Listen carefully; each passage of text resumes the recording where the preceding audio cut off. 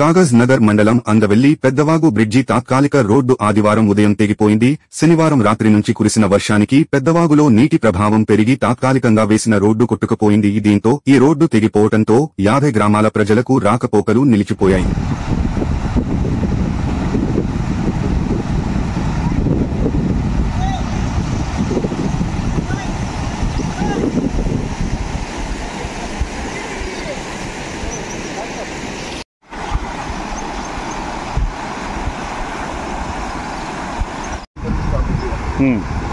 ಇದು ಇಲ್ಲಕ್ಕೆಲ್ಲಿ ಇದು ಬೈಕ್ ಕೂಡ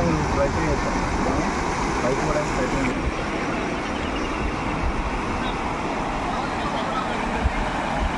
ಶಿವ ಮಾಡು ಇದು ಅಂತ